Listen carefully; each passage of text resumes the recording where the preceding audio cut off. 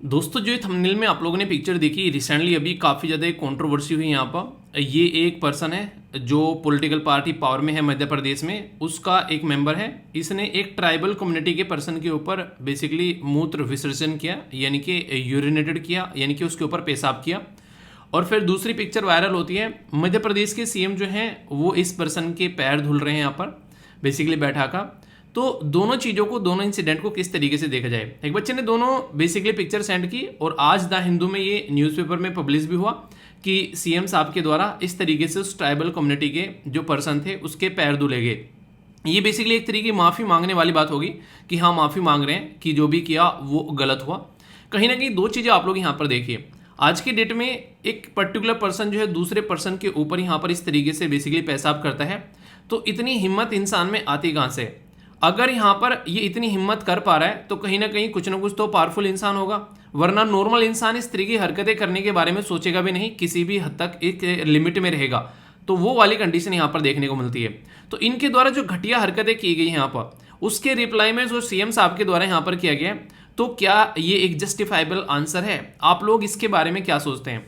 कई सारे बच्चे देखिए कई बार बात करते थे ना, बेसिकली रिजर्वेशन के बारे में कई बार बात की जाती है कि ये रिजर्वेशन क्यों दिया जाता है और क्यों बेसिकली आज की डेट तक भी ये सारी चीज़ें चली हुई आ रही हैं। बहुत सारे ऐसे मुद्दे आते हैं। तो भीमराव अंबेडकर साहब ये सारी चीज़ें जब कॉन्स्टिट्यूंट असेंबली में बैठे हुए थे तो उन्होंने बहुत सारी ऐसी चीज़ें झेली थी उस टाइम पर, तो इसलिए रिजर्वेशन वाला मुद्दा यहाँ पर डाल दिया गया। तो वो आज की डेट में भी आगे बढ़ता जा रहा है, क्योंकि आज की डेट में भी ऐसी सोसाइटी में हरकतें देखने को मिलती हैं जो कि कहीं ना कहीं ये दिखाती है कि एक ऊंची जात नीची जात वाला भेदभाव आज भी समाज में देखने को मिलते हैं।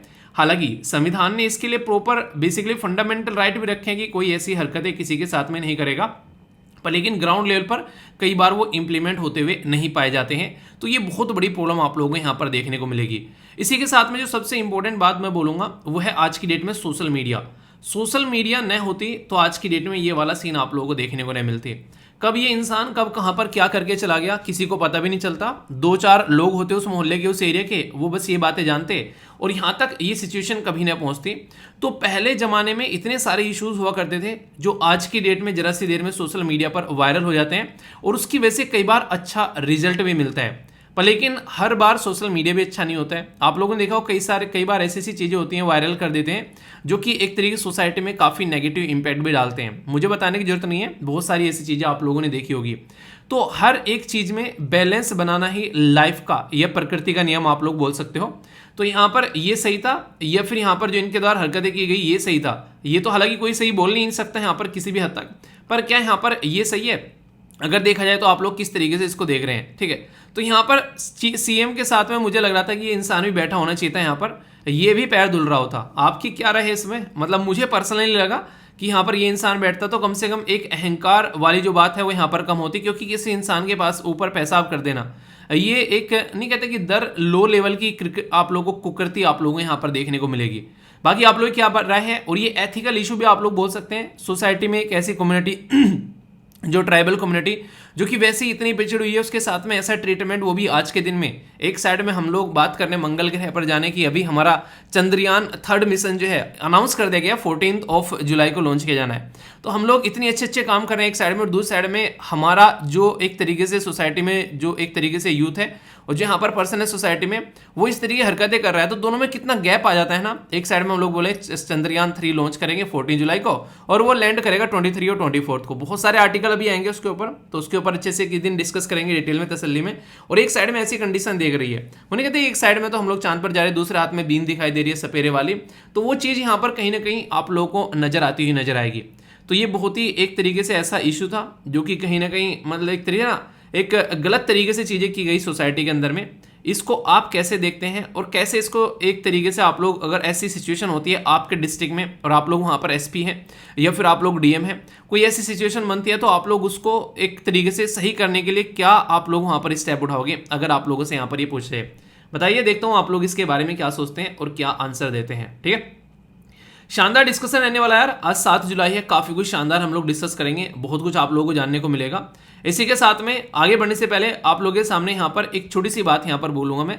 अभी मॉनसून आ रहा है, आप लोगों को पता है, बेसिकली जुलाई का महीना चल रहा है। तो जून जुलाई अगस्त सितंबर ये ऐसे महीने होते हैं, अगर आप लोग पेड़ लगाओगे तो बेसिकली वो पेड़ में उगने में कम मेहनत लगेगी और कहीं ना कहीं आज की डेट में आप लोग भी एक ऐसा पेड़ लगाकर चले जाओगे जो लगेगा कि यार हाँ, हमने भी कुछ कंट्रीब्यूशन सोसाइटी में किया है। किस किस ने आज तक कोई पेड़ लगाया है ये बताइए। पेड़ अपने आप से लगाना है, ऐसी हरकतें नहीं करनी है कि पेड़ बेचारा कोई और लगाए और फोटो आप लोग खिंचाएं। ये अक्सर देखने को मिलता है, मिट्टी तक नहीं लगने देते हाथ पर, और यहाँ पर ऐसी सिचुएशन निकलने को आते आप लोगों को नजर आती है। ठीक है, यानी कि अक्सर आप लोगों ने देखा होगा, कहते हैं ना कि जो इंसान मेहनत करता है वो अक्सर पिक्चर फ्रेमवर्क में दिखाई नहीं देता। शादी में भी आप लोगों ने देखा होगा, जो इंसान सबसे ज़्यादा मेहनत करता है शादी विवाह में, वो इंसान की पिक्चरें आप लोगों को बहुत कम देखने को मिलेगी। तो ये हमेशा से ये इस तरीके की हरकतें रही हैं समाज के अंदर में कि करता कोई और है, क्रेडिट कोई और ले जाता है। तो यहाँ पर भी वही चीज़ें आप लोगों को देखने को मिल रही है। तो ये बहुत ही दुखद घटनाएं होती हैं। तो इसके बारे में आप लोग क्या बोलेंगे, और बाकी कोशिश करो कि एक एक पेड़ जरूर लगाओ, अभी लगाओगे तो उग भी जाएगा और शानदार तरीके से आने वाली जनरेशन के आप भी उसका फायदा उठा पाओगे। एथिक्स के लिए कोटेशन भी आप लोग बोल सकते हैं, और यहाँ पर ये क्वेश्चन भी आप लोग ले सकते हैं। इसको क्वेश्चन के तरीके से एथिक्स के अंदर भी बोला गया, success is not about how much money you make, यानी कितना पैसा तुम कमाते हो सक्सेस नहीं होती है। ये है कि उस पर्टिकुलर जो काम आप लोग कर रहे हो उससे लोगों की लाइफ में क्या चेंज लेकर आते हो, ये है सक्सेस। तो मिशेल ओबामा जो कि बराक ओबामा जी की वाइफ है, उनके द्वारा ये बेसिकली यहाँ पर जो है कोटेशन दी गई। खासकर मैं लड़कियों के लिए बोलना चाहूंगा यहाँ पर, अगर आप लोग चाहते हैं कि लाइफ में कुछ अच्छा करना है तो मिशेल ओबामा जो है एक बहुत ही बेहतरीन एग्जाम्पल है। जैसे लड़कों के लिए ओबामा साहब जो है बहुत ही बेहतरीन एग्जाम्पल है, करियर में कहाँ से निकलकर कहाँ पहुंच गए, अपनी लाइफ में अपने जो रिलेशनशिप को भी इतने रेस्पेक्ट वो देते हैं जिसकी कुछ हद नहीं है। कई बार देखा होगा, हालांकि अभी रिसेंटली उन्होंने जो कमेंट किया इंडिया के बारे में वो पसंद नहीं आया। वो एक काफ़ी एक नहीं, इंडिया के अंदर में ये देखने को मिलता है वो यूएसए वाले यार करते हैं। ठीक है, तो उसको इग्नोर किया जाए, पर एज ए पर्सन अगर आप लोग देखोगे तो यहाँ पर आप लोग यहाँ पर इनसे काफ़ी कुछ सीख सकते हैं। इंदिरा नूई जी हो गई, मिशेल ओबामा, बहुत सारी ऐसी पर्सनैलिटी है अपनी देश के अंदर भी आप लोग देखोगे। कई सारी ऐसी हमारी जो बेसिकली बेटियां हैं जो आज के डेट में आप लोगों को देखने को मिलती हैं, जो आर्मी में बहुत सारी सेलेक्टेड कैंडिडेट आप लोगों को अभी रिसेंटली नजर आई। तो मतलब आज की डेट में हमारे देश की फ्रीडम फाइटर जो वुमेन थी उनसे भी आप लोग सीख सकते हैं। पर लेकिन ये ऐसी एग्जांपल है जिनसे आप लोग अपनी लाइफ में काफ़ी कुछ इंक्लूड करके चल सकते हैं। ठीक है, तो यहाँ पर सक्सेस रियलिटी में होती ये है, जैसे कि आप लोगों ने देखा होगा स्वामी विवेकानंद साहब के द्वारा भी ये बात बोली गई थी कि अगर देश को चलाना चाहते हो तो जो यूथ है उसको आप लोगों को बेसिकली जागरूक करना पड़ेगा। और वो एक तरीके से अगर यूथ आप लोगों ने जागरूक कर दिया तो देश अपने आप आगे बढ़ना स्टार्ट होगा। उन्होंने कहा था कि मेरे जैसे मुझे 100 लोग दे दो, मैं देश को डेवलप कंट्री बना दूंगा। तो ये एक तरीके से कॉन्फिडेंस आप लोग देख सकते हैं। तो यूथ जितना कॉन्फिडेंट होगा उस देश का, वो देश उतना ही आगे बढ़ेगा। और जो अपने बारे में ना सोचकर दूसरों के बारे में सोचेगा तो फिर चीजें अपने आप सुधरती हुई नजर आएगी। तो वो वाली टेंडेंसी इंसानों के अंदर में डाल दी अगर, तो अपने आप जो है वो चीजें चेंज होती है, ग्राउंड लेवल पर आप लोगों को नजर आएगी। तो ये आप लोग यहाँ से समझ सकते हैं। तो एक अच्छी कोटेशन है जो कि आप लोग आंसर राइटिंग में भी बेसिकली मेंस के लिए भी इसका इस्तेमाल कर सकते हैं। ठीक है, बाकी रही पीडीएफ की बात, कई सारे बच्चे पूछ रहे थे आज 12 बजे तक आप लोगों की सारी पीडीएफ मिल जाएगी। ठीक है, तो वो लगभग कंप्लीट हो गई, हिंदी इंग्लिश ट्रांसलेशन सब कुछ आप लोगों को देखने को मिलेगा उसमें, आज के साथ में भी और 2 दिन की पहले की बची हुई है। Point number 1। पॉइंट नंबर 2, आप लोगों की जो मंथली वीडियो बोली थी, ठीक है, तो मंथली वीडियो जो है वो अब आपकी जो देखने को मिलेगी वो कल शाम को 5 बजे। ठीक है, वो आप लोगों की मंथली वीडियो जो है वो अपलोड कर दी जाएगी। पहली बार ऐसा हुआ है कि मंथली वीडियो जो है उसी मंथ में नहीं आई है, जिस मंथ में आती है उसके लिए एक्सट्रीमली सॉरी यार। जैसा मैंने बोला था कुछ ऐसी कंडीशन बनी है कि मतलब वो नहीं कहते अनअवॉइडेबल सिचुएशन थी कुछ। ठीक है, तो ये आप लोगों की यहाँ पर देखने को मिलेगी। इसी के साथ में यहाँ पर कुछ और बातें जो कि आप लोगों के लिए इंपॉर्टेंट है वो यहाँ पर है, जिसको आप लोग ध्यान से सुनिएगा। कई सारे बच्चों ने मुझे ये पूछा कि सर दूसरा बैच कब आने वाला है। मैं आप लोगों को बता दूं कि मैं यहाँ पर बैचेस वगैरह लॉन्च नहीं करने वाला हूँ कि आज ये बैच आ गया कल को वो बैच आ गया। मैं यहाँ पर कोर्स निकाले हैं हम लोग यहाँ पर जो टीम मिलकर आई है, तो वो एक कोर्स रहेगा जो कि यूपीएससी का कोर्स है। ठीक है, ऐसे ही सीडीएस का कोर्स है। तो ये कोर्स है, बैचेस नहीं रहेंगे यहाँ पर, यानी कि कोर्स चलेगा एक पूरा तसल्ली में पूरे साल तक। जितनी जी जान लगानी है वो इसी कोर्स में लगानी है, और इसी को ऐसा बनाना है कि एक बार आप लोगों ने ले लिया तो फिर दूसरी जगह देखने की जरूरत ना पड़े। जो अब ज्वाइन कर रहा है सारी की सारी वीडियो अवेलेबल रहेंगी, अपने हिसाब से अपना टाइम टेबल डिसाइड करके डेली 2-2 या 3-3 वीडियो देख कर आप लोग अपना सिलेबस जो है वो सिस्टमेटिक वे में कंप्लीट कर सकते हैं। तो यहाँ पर कोई ऐसे बैच नहीं आएगा कि अभी एक बैच आ रहा है दूसरा बैच आ रहा है, ये सारी चीज़ें। तो मैं नहीं चाहता कि किसी भी तरीके से एक एफर्ट में कमी आए। वो नहीं कहते कि 70 जगह हाथ डालने से अच्छा है कि एक जगह अपना एक तरीके से पूरा फोकस लगा दो। तो इसलिए एक्सट्रीमली सॉरी जो भी बोल रहे हैं कि सर बैच आएगा, तो उसके लिए मैं पहले भी बोला था आप लोगों से, तो कोई भी बैच नहीं आने वाला है। सारी जो बेसिकली आप लोगों के पास में वीडियोस रहेंगे और डाउट सेशन जो है वो टीचर आप लोगों के लेते ही रहेंगे, तो उसके हिसाब से आप लोग अपनी चीज़ों को आगे लेकर चल सकते हैं। तो तसल्ली में इसी को ढंग से कवर कराया जाएगा। तो ये बात मुझे आप लोगों को कंफर्म करनी थी। बहुत सारे बच्चे बोल रहे हैं कि सर नया बैच ला दीजिए। दूसरा जो इंस्टॉलमेंट पे कर रहे हैं उसमें कई सारे बच्चों ने बोला कि सर एक इंस्टॉलमेंट पे कर दी थी, अब दूसरी इंस्टॉलमेंट पे करने का ऑप्शन नहीं आ रहा है, वहां पर 2 इंस्टॉलमेंट एक साथ पे करने का ऑप्शन आ रहा है, दूसरी और तीसरी। तो उसके लिए एक्सट्रीमली सॉरी यार, ये टेक्निकल ग्लिच था जो कि यहाँ पर टीम इसके ऊपर काम कर रही थी, तो काफ़ी हद तक सोल्व भी हो गया। अभी काफ़ी हद तक मतलब काफ़ी सारे बच्चे जो है अपना आराम से उसको पे कर पा रहे हैं। तो ये एक टेक्निकल इशू हो जाता है, तो कई सारे बच्चों ने मेल भी किए थे मुझे, तो इसको टीम को भी फॉरवर्ड कर दिया था। तो ये जो सबको दिख रहा था वो सबको दिखना बंद हो जाएगा जल्दी, तो उसके लिए टेंशन मत लेना, ठीक है। अगर देखो नॉर्मली क्या होता है, 3 इंस्टॉलमेंट में थी चीज़ें, ठीक है, तो 3 इंस्टॉलमेंट एक एक कर पे करनी थी, पर लेकिन पता नहीं क्या हुआ, वो 2 इंस्टॉलमेंट एक साथ में मर्ज हो गई, तो हो जाते हैं कई बार इशू। तो वो इंस्टॉलमेंट वाला इशू भी जो है वो यहाँ पर अभी फिलहाल जो है लगभग सोल्व हो गया है, तो उसको जल्दी ही और कंप्लीटली और जो जिसको दिख नहीं रहा है उनका भी जल्दी ही सोल्व हो जाएगा।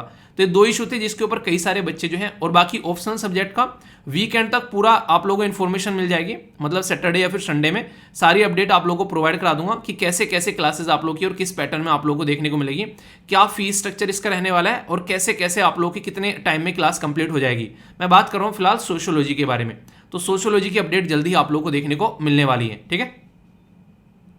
इंटरनेशनल रिलेशन में ये काफी इंपॉर्टेंट टॉपिक आप लोगों का यहाँ पर हो सकता है। इसी के साथ में यहाँ पर एक मैप बेस्ड क्वेश्चन भी आप लोगों को यहाँ से बन सकता है। लोकेशन के बारे में जानेंगे और बात की जा रही है टेररिज्म के बारे में। तो आखिर क्या है मुद्दा इंडिया और ओमन का, इसके बारे में आप लोगों से मैं टोटल डिटेल में आर्टिकल डिस्कस करूंगा। ये जो आर्टिकल है ये इंटरनेशनल रिलेशन के पॉइंट ऑफ व्यू से काफी इंपॉर्टेंट आप लोगों के लिए हो सकता है। अभी क्यों न्यूज में था, अभी रिसेंटली 8वें नंबर की इंडिया ओपन जो ओमन स्ट्रेटेजिक डायलॉग हो यहाँ पर, तो इसके चलते यहाँ पर गल्फ ऑफ ओमन के में बारे में भी यहाँ पर कई सारी चीजें आप लोगों को देखने को मिले, तो कुछ मुद्दे आप लोगों से डिस्कस करूंगा। पहले आप लोग यहाँ पर लोकेशन देखिए ताकि कनेक्ट कर सके पर्टिकुलर एरिया के साथ में।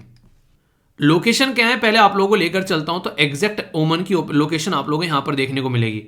तो ये है बेसिकली ओमन, एक पूरा कंट्री है, इसकी कैपिटल आप लोगों को मुस्कट यानी कि मैन की मूंछ मुस्कट, इस तरीके से आप लोग यहाँ पर याद रख सकते हैं।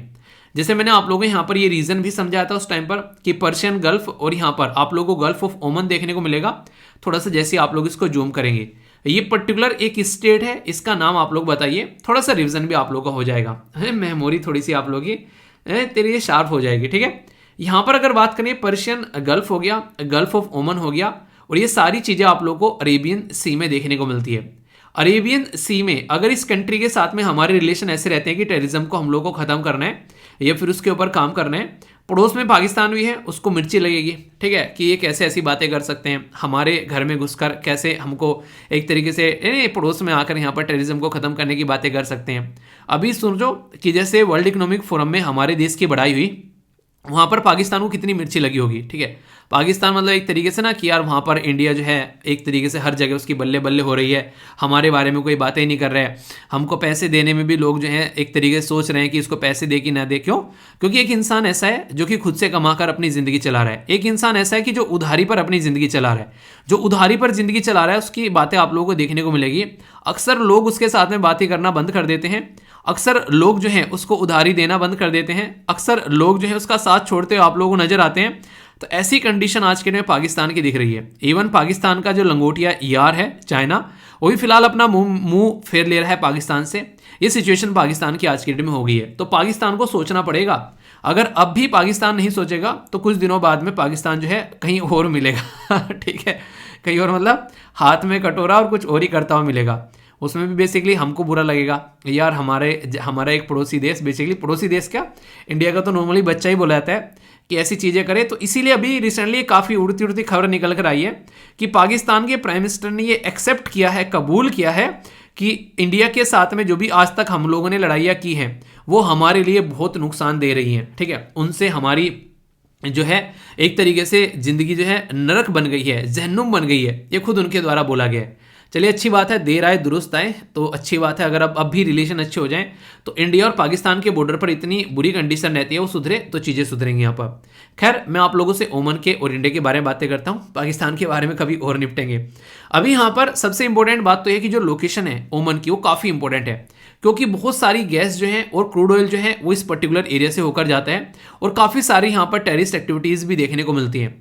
इंडिया और ओमान अगर मिलकर काम करते हैं तो यहाँ पर सिक्योरिटी, डिफेंस और रीजनल सिक्योरिटी और बायलैटरल स्ट्रेटेजिक रिलेशन के बारे में कई सारे मुद्दों के बारे में हम दोनों के द्वारा बातें यहाँ पर की गई है।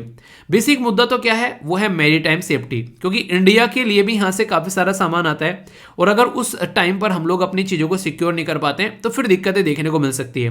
तो इंडिया और ओमान बायलैटरल कोऑपरेशन इसी मुद्दे पर लेकर चल रहे हैं ताकि इन सिचुएशन को हम लोग सुधार सकें। ठीक है, इसीलिए यहां पर एक पर्टिकुलर पोर्ट है जिसका नाम आप लोग जरूर याद रखिएगा, पोर्ट डुकम। तो आप लोगों से क्वेश्चन भी पूछा सकते हैं कि कहां पर है ये, तो अरेबियन सी के अंदर में है। यहां पर कौन से देश का पोर्ट है यहां पर, तो ये बेसिकली आप लोग को ओमान का पोर्ट आप लोगों को देखने को मिलेगा। अच्छा, किस किस को याद है जब मैंने आप लोगों से ये टॉपिक डिस्कस किया था, स्ट्रिंग ऑफ पर्ल जो है वो चाइना की पॉलिसी है, वो इंडिया को चारों तरफ से घेर रहा है और हमारी पॉलिसी क्या थी, ये डायमंड नेकलेस। डायमंड नेकलेस में मैंने डिस्कस किया था आप लोगों से यहाँ पर ड्यूकम पोर्ट के बारे में भी, याद आया कुछ।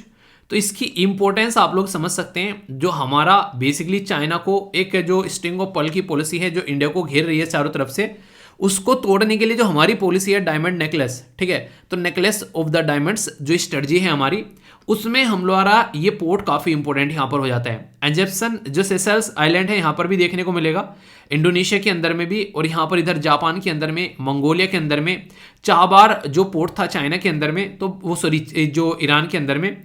तो हमारी भी बहुत सारी ऐसी चीज़ें हैं जो हम लोग इस तरीके से डेवलप कर रहे हैं। तो यहाँ से अंदाजा लगा सकते हैं कि ओमान जो है उसकी हमारे लिए क्या इंपॉर्टेंस है। ये इसलिए मैंने आप लोगों को यहाँ पर बताया ताकि आप लोग ओमान के ऊपर हम लोग क्यों इतना फिदा हो रहे हैं यहाँ पर अभी फिलहाल के टाइम पर, वो चीज़ें आप लोग यहाँ पर समझ सकें। तो इसलिए दोनों कंट्री जो है वो काफ़ी अच्छे रिलेशन रखती है, जियोग्राफी, हिस्ट्री, कल्चर, और इसी के साथ में काफ़ी प्यारे रिलेशन है हमारे यहाँ पर। अगर इनके बारे में बात करें, जो यहाँ पर एक तरीके से ओमान के साथ में अगर आप लोग देखोगे आज की डेट में भी हम लोग काफ़ी अच्छे से कनेक्टेड हैं यहाँ पर। इंडियन ओशियन रिम एसोसिएशन के बारे में बात करें, अरब लीग के बारे में बात करें, ये गल्फ कोऑपरेशन काउंसिल के बारे में बात करें, ठीक है, तो यहाँ पर ओमान जो है वो हमारे लिए काफ़ी इंपॉर्टेंट रोल प्ले करता है। और सबसे इंटरेस्टिंग चीज़ जो मैं आप लोगों को बताऊँ, जो क्वेश्चन भी आप लोगों से पूछा जा सकता है, याद रखिएगा 2019 का जो गांधी पीस प्राइज यहां पर दिया गया था, ठीक है, तो ओमान के जो सुल्तान है अभी हमारे बीच में नहीं है, जिनका नाम था HM सुल्तान क्यूबोज, ठीक है, तो उनको यहां पर बेसिकली ये इंडिया और ओमान के अच्छे रिलेशन बनाए रखने के लिए उनको दिया गया था। ज्वाइंट मिलिट्री एक्सरसाइज आप लोगों को देखने को मिलती है, ज्वाइंट मिलिट्री कोऑपरेशन कमेटी। इसी के साथ में मिलिट्री एक्सरसाइज आर्मी की है जिसको आप लोग बोलते हैं अल नजह, ठीक है। इसी के साथ में एयरफोर्स की ईस्टर्न ब्रीज आप लोगों को देखने को मिलती है, नेवी की नसीम अल बसर आप लोगों को देखने को मिलती हैं। तो इनके साथ में रिलेशन हमारे काफ़ी अच्छे हैं। ये सारी चीज़ें जो मैंने आप लोगों को बताई हैं ये पूछी जा सकती है। अभी 2018 में यहाँ पर 9th JMCC यानी कि ज्वाइंट मिलिट्री कोऑपरेशन कमेटी ये देखने को मिली थी। तो बेसिक चीज़ें हैं, आप लोगों से डायरेक्ट क्वेश्चन की फॉर्म में पूछी जा सकती है इंडिया और ओमान के रिलेशन के बारे में। तो इसलिए कल को इंडिया और ओमान के रिलेशन के बारे में कुछ लिखने के लिए भी आ जाए ना, तो आप लोगों के माइंड में इसको लेकर कंफ्यूजन नहीं होना चाहिए, क्योंकि वियतनाम के बारे में ऑलरेडी प्रीलिम्स के अंदर भी क्वेश्चन पूछा जा चुका है। तो कल को चलकर ओमान के बारे में पूछ लें, कौन सी बड़ी बात होगी। इकोनॉमी रिलेशन हमारे काफ़ी अच्छे हैं, ज्वाइंट कमीशन मीटिंग है, ज्वाइंट बिजनेस काउंसिल है दोनों कंट्री के बीच में, ताकि एक तरीके से बिजनेस को बढ़ाया जा सके। इंडिया जो है वो सेकंड लार्जेस्ट मार्केट है ओमान क्रूड ऑयल के लिए 2022 में, आफ्टर चाइना। सबसे ज़्यादा तो चाइना में जा रहा है, फिर दूसरे नंबर पर इंडिया खरीद रहा है ओमान से। तो समझ सकते हैं क्या इंपॉर्टेंस है ओमान के लिए। एक तरीके से उनका क्रूड ऑयल हमारे देश में आ रहा है, और इंडिया जो है वो 4th मार्केट है ओमान के लिए नॉन ऑयल एक्सपोर्ट के लिए भी। इसी के साथ में आफ्टर USA, UAE और सऊदी अरेबिया, और सेकंड लार्जेस्ट जो सोर्स है ऑफ इंपोर्ट आफ्टर UAE। तो आप लोग यहाँ से अंदाजा लगाइए यहाँ पर कि ओमान की इंपॉर्टेंस कितनी है, ठीक है। India Oman joint investment fund भी है, ज्वाइंट वेंचर है स्टेट बैंक ऑफ इंडिया और स्टेट जो जनरल रिजर्व फंड है ओमान का, उनके बीच में, यानी कि हमारा SBI और उनका खुद का जो भी यहाँ पर है basically state general reserve fund, उसके बीच में रिलेशन अच्छे हैं। इंडिया जो है एक तरीके से इंडियन जो कम्युनिटी है, लगभग आप लोगों को 6.2 लाख इंडियन कम्युनिटी के जो लोग हैं वो ओमान में आप लोगों को देखने को मिल जाएंगे, ठीक है, जिसमें से लगभग 4.8 के करीब तो यहाँ पर वर्कर और प्रोफेशनल हैं जो कि ओमान के अंदर में आज के डेट में जाकर रहते हैं। जब भी मैं कोई लेक्चर लेता हूँ किसी इंटरनेशनल कंट्री के बारे में आप लोगों को पढ़ाता हूँ, उसके ही 1-2 दिन के अंदर में या तो किसी वीडियो के नीचे कमेंट देखने को मिलता है या फिर मेल या फिर इंस्टाग्राम पर मैसेज देखने को मिलता है। यानी कि हमारे देश के बहुत सारे लोग जो हैं वो आज के डेट में इधर उधर हैं। तो यहाँ से आप लोग अंदाजा लगा सकते हैं कि आज की डेट में वो बाहर रहते हुए भी अपने देश के बारे में जानने की कोशिश कर रहे हैं। वो चीज़ मुझे बड़ी प्यारी लगती है। यानी कि एक तरीके से दूसरे देश में रह रहे हैं पर फिर भी अपने देश की चीज़ों को समझ रहे हैं, उसके बारे में अंडरस्टैंडिंग अपने डेवलप कर रहे हैं, उसके बारे में जानने की कोशिश कर रहे हैं। तो ये एक अच्छी एक तरीके से कनेक्टिविटी का एक मीडियम आप लोग समझ सकते हैं। इंडिया तो बता दिया मैंने क्या क्या फायदे रखता है। अब ओमन के लिए क्या फायदा है इंडिया का? ओमन जो स्ट्रेटेजिक सिग्निफिकेंस फॉर इंडिया, तो ये आप लोगों को यहां पर देखने को मिलेगा। यानी कि एक तरीके से हमारे लिए क्या सिग्निफिकेंस है और ओमन के लिए भी हमारी इंपॉर्टेंस मैं आप लोगों को बता रहा हूं बेसिकली कि कितना ज्यादा हम लोग उनसे तेल वगैरह खरीद रहे हैं। तो दोनों ही तरीके से आप लोग समझ सकते हैं। अभी मैंने बताया यहां पर आप लोग समझ सकते हैं ये जो पर्टिकुलर ओमन जो है उसको gateway to state of Hormuz बोला जाता है। हालांकि मैंने क्वेश्चन आप लोगों से पूछा था पर लेकिन पॉइंट आ गया। तो यहाँ पर स्टेट ऑफ हार्मुज जो यहाँ पर देखने को मिलता था, मैंने बताया था ना, एक साइड में यहाँ पर ईरान है और एक साइड में ओमन है। याद रखिएगा यूएई नहीं है, यहाँ पर ओमन है। मैंने डिटेल में आप लोगों को पढ़ाया था क्योंकि ओमन का छोटा सा पोर्शन आप लोगों को यहाँ पर देखने को मिल जाता है। ये एग्जैक्ट लोकेशन यहाँ पर ओमन की है और ऊपर ईरान की है। तो स्टेट ऑफ हार्मुज ओमन और ईरान के बीच में है, ना कि यूएई के बीच में। तो इंटरेस्टिंग क्वेश्चन बनेगा ना यहाँ से एकदम। यहाँ पर डिफेंस कोऑपरेशन में की पिलर है यहाँ पर ये पर्टिकुलर पॉइंट। अगर देखोगे यहाँ पर जब हम लोग बात करेंगे कनेक्टिविटी के बारे में, ओमन के साथ में tri service Indian arm force भी कंडक्ट कराती है बायलैटरल एक्सरसाइज। एक्टिवली पार्टिसिपेट करते हैं इंडियन ओशियन नेवल सिंपोजियम के अंदर में। और डुकम तो मैंने बता दिया अभी यहाँ पर काफी इंपॉर्टेंट पोर्ट हो जाता है हमारे लिए, ठीक है। तो ये ओमन की इंपॉर्टेंस भी मैंने आप लोगों को बता दी और यहाँ पर बेसिक चीजें भी मैंने आप लोगों को समझा दी। क्वेश्चन के यहाँ से बन सकते हैं अगर इसके बारे में आप लोगों से बात करूं। 2017 में भी यहाँ पर टॉपिक से आप लोगों से क्वेश्चन पूछे आते हैं क्योंकि एनर्जी के लिए काफी इंपॉर्टेंट एरिया हो जाता है। तो बात की जा रही है कि भारत की अगर ऊर्जा सुरक्षा के बारे में हम लोग बात करते हैं तो ये कहीं ना कहीं एक तरीके से हमारी जो इकोनॉमिक प्रोग्रेस के साथ में भी बात होती है। The question of Indian energy security constitute the most important part of India economic progress, ठीक है। तो एनालाइज करना है कि हमारी पॉलिसी वेस्ट एशियन कंट्री के साथ में। 2018 में भी क्वेश्चन पूछ लिया यहाँ से, इसी पैटर्न में थोड़ा सा डिफरेंट तरीके से क्वेश्चन पूछ लिया कि आप लोगों को देखने को मिलेगा a number of outside power have, आज की डेट में आप लोगों को देखने को मिलेगा कि सेंट्रल एशिया में, जैसे मैं अगर आप लोगों को मैप दिखा दूं एक बार, यहाँ पर ये पर्टिकुलर एरिया आप लोगों को यहाँ पर सेंट्रल एशिया का आप लोगों को देखने को मिलता है, ठीक है। तो यहाँ पर बहुत सारी कंट्री जो है आज की डेट में अपना अपना वर्चस्व जमाने की कोशिश करती है, एंट्री करने की कोशिश कर रही है। चाइना के साथ में तो इनके बॉर्डर टच कर रहे हैं, इसलिए डायरेक्ट एंट्री करने की कोशिश करता है चाइना। तो यहाँ पर जो भी अपनी एंट्री करने की यहाँ पर कोशिश कर रहा है इस पर्टिकुलर एरिया के अंदर में, तो भारत के भी एक तरीके से इंपॉर्टेंस बढ़ती है यहाँ पर कि हम भी यहाँ पर जाए। तो इसी के चलते यहाँ पर हम लोग बात करते हैं आस्काबाद एग्रीमेंट के बारे में। 2018 का ये एग्रीमेंट था, इसको जाकर एक बार सर्च करना कि आस्काबाद जो है एग्रीमेंट, मैंने आप लोगों को पढ़ाया भी था कैसे कनेक्टिविटी बनाने की हम लोग कोशिश कर रहे हैं। तो इस पर्टिकुलर रीजन से एक डिफरेंट क्वेश्चन यहाँ पर भी आप लोगों का बन गया। तो ऐसे ऐसे क्वेश्चन आप लोगों से पूछे जाते हैं। जब टॉपिक के बारे में इंफॉर्मेशन होगी तो क्वेश्चन के बारे में कोई कंफ्यूजन ही नहीं होगा, ठीक है। एक और क्वेश्चन यहाँ पर कि गल्फ कोऑपरेशन काउंसिल का कौन मेंबर यहाँ पर नहीं है? ईरान, सऊदी अरेबिया, ओमन या फिर कुवैत? तो सही आंसर क्या है? सही आंसर आप लोग यहाँ पर देखते हैं, इसका सही आंसर है ए, यानी कि ईरान इसका मेंबर नहीं है। तो आप लोग समझ सकते हैं गल्फ कोऑपरेशन काउंसिल में जब इंडिया को बात करनी हो तो हमारे बहुत ही अच्छे अच्छे दोस्त हैं, जैसे कि यूएई हो गया, ओमन हो गया, तो हम लोग आसानी से इस एरिया के बारे में बात कर सकते हैं। और हमारे लिए क्रूड ऑयल का तो बड़ा ही अच्छा साधन है यार ये। तो बड़ा ही प्यारा सा क्वेश्चन पूछ लिया गया, डायरेक्ट कोई बड़ा क्वेश्चन ही नहीं है, छोटी सी बात है, एकदम डायरेक्ट क्वेश्चन आप लोगों के सामने है, ठीक है। कल को चलकर अगर क्वेश्चन बन जाए कि इंडियन और ओमन जो एक्सरसाइज के बारे में, तो यहाँ पर मैंने बोला अल जो नज आप लोगों को यहाँ पर देखने को मिलेगी। एयरफोर्स के लिए ईस्टर्न ब्रिज हो गया और नसीम अल बहर, तो ये आप लोगों को नेवल एक्सरसाइज होगी। सही आंसर क्या है? यानी कि एक तरीके से आप लोगों को करेक्ट मैच करना है, करेक्ट नहीं इनकरेक्ट करना है, ये जरूर पढ़ लिया करो, ठीक है। तो only one pair, only two, ये ऑल थ्री या फिर नन। तो आंसर क्या हो गया? अगर करेक्ट पूछा जाता तो ऑल थ्री हो जाता, पर पूछा गया इनकरेक्ट, तो कोई सा भी इनकरेक्ट नहीं है, सारे के सारे कनेक्ट है। यही अभी आप लोगों को यहाँ पर पढ़ा है, ठीक है। तो टॉपिक बड़ा प्यारा था यार, अगर देखा जाए तो इंडियन और ओमन के रिलेशन के बारे में, और खासकर पड़ोसी चढ़ने लगते हैं जब ऐसे ऐसे रिलेशन के बारे में बात करते हैं। तो मैप बेस्ड क्वेश्चन भी आप लोगों का बन गया। आंसर राइटिंग के लिए भी अगर यहाँ पर पूछा इस पर्टिकुलर रीजन के बारे में तो भी मैंने बता दिया। फिर से आप लोगों को डायमंड नेकलेस के बारे में, इंडिया और ओमन के रिलेशन के बारे में आप लोगों को बातें बता दी। कुछ और बेसिक चीज़ें यहाँ पर जो कि आप लोगों को पता होना चाहिए, क्वेश्चन क्या पूछे गए और कुछ क्वेश्चन आप लोगों के लिए बनाए गए और क्या क्या आंसर राइटिंग में आप लोग यहाँ पर लिख सकते हो। ठीक है, फिर से बोलूँगा, कोई भी माँ के पेट से सीख के नहीं आता है। लिखना स्टार्ट करोगे तो चीज़ें समझ में आने लगेगी। जितने भी बच्चों के सिलेक्शन हो रहे हैं एसएलवी फैमिली से, एक बार देखना आप लोग जाकर। ठीक है, जो भी मैसेज करते हैं, मेल करते हैं, वो रेगुलर पार्टिसिपेशन आप लोगों को देखने को मिलेगा उनका। अभी उड़ीसा पीसीएस में कई सारे बच्चों का सिलेक्शन हुआ, अभी मैं देखता रहता हूँ कमेंट बॉक्स में, उनके रेगुलर आंसर आ रहे हैं। अभी समझ रहे हैं आप लोग, वो पीसीएस में सिलेक्शन हो चुके हैं, अब यूपीएससी के लिए अपनी तैयारी कर रहे हैं और रेगुलर पार्टिसिपेट कर रहे हैं। कई सारे ऐसे बच्चे हैं। डेडिकेशन देखो आप लोग यहाँ पर, मतलब आप लोग एक भी जॉब आप लोगों के हाथ में नहीं है और आप लोगों को आलस आता है आंसर करने में। और एक बार उनके बारे में सोचो जो जॉब लिए बैठे हैं और वो भी पार्टिसिपेट कर रहे हैं, उनके बारे में आप लोग सोचो। तो आप लोग कहाँ पर अपने आप को स्टैंड करते हो। जब आप लोग एग्जामिनेशन हॉल में जाकर बैठोगे, अगर प्रैक्टिस नहीं करोगे, आप लोगों के नीचे की जमीन घूम रही होगी। क्यों? क्योंकि आप लोगों की डिपेंडेंसी है उस चीज़ के ऊपर।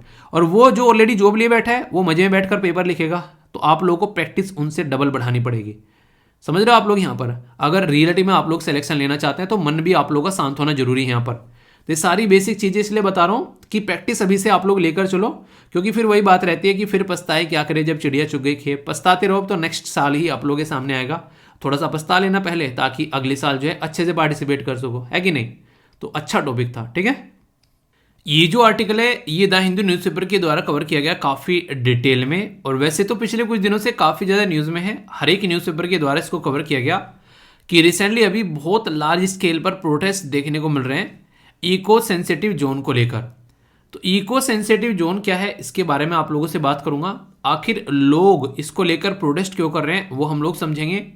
कुछ बेसिक इन्फॉर्मेशन आप लोगों को बताऊंगा, कुछ क्वेश्चन आप लोगों को प्रैक्टिस कराऊंगा, और सुप्रीम कोर्ट ने इसके बारे में क्या बोला है वो आप लोगों को बताऊंगा। और यही बहुत बड़ा रीजन है जिसकी वजह से प्रोटेस्ट जगह जगह देखने को मिल रहे हैं। ठीक है, तो बड़ा ही प्यारा एक टॉपिक आप लोगों का बन जाएगा पूरा, और ये एक ऐसा कॉन्सेप्ट होगा जिसके बारे में टाइम टू टाइम आप लोगों से क्वेश्चन पूछे जाते हैं एग्जाम के अंदर में भी। ठीक है, तो ये ऐसे टॉपिक होते हैं जो कि ऐसा नहीं कि आज ही आ गए, अभी तो ये एक पर्टिकुलर एक तरीके से टॉपिक बोला जा रहा है कि बहुत सारी जगह यहाँ पर प्रोटेस्ट देखने को मिल रहा है, पर लेकिन किसी पर्टिकुलर एरिया में भी जब प्रोटेस्ट देखने को मिलता है तब ये टॉपिक न्यूज़ में आ जाता है। तो इन्वायरमेंट वाले सेक्शन के साथ में जीएस पेपर 3 के साथ में आप लोग इसको कनेक्ट करके देख सकते हैं। हुआ क्या, पहले मैं आप लोगों को यहाँ पर सुप्रीम कोर्ट के बारे में बताता हूँ। सुप्रीम कोर्ट जो है वो चाहता है कि हमारे देश के अंदर में जो बेसिकली खासकर जैसे कि नेशनल पार्क हो गए, ठीक है, उनके आसपास वाला एरिया हो गया, या वाइल्ड लाइफ सेंचुरी होगी, तो उसके आसपास वाले एरिया को थोड़ा सा प्रोटेक्ट किया जाए। तो उसके चलते यहाँ पर सुप्रीम कोर्ट के द्वारा डायरेक्ट किया गया कि जो भी प्रोटेक्टेड एरिया हैं, जैसे फॉरेस्ट हो गया, नेशनल पार्क हो गया, वाइल्ड लाइफ सेंचुरी हो गया, उसके आसपास में 1 किलोमीटर का लगभग क्या होना चाहिए, वो इको सेंसिटिव जोन होना चाहिए। नाम से आप लोग समझ रहे हैं, इकोलॉजी की सेंसिटिव को ध्यान में रखते हुए एक जोन बनाना है, ताकि उस एरिया में कोई भी उल्टी सीधी हरकतें न कर सकें और उस एरिया को प्रोटेक्ट किया जा सके। तो यहाँ पर सुप्रीम कोर्ट के द्वारा रिसेंटली अभी यहाँ पर ये जजमेंट दिया गया था, लगभग जून 2022 के अंदर में।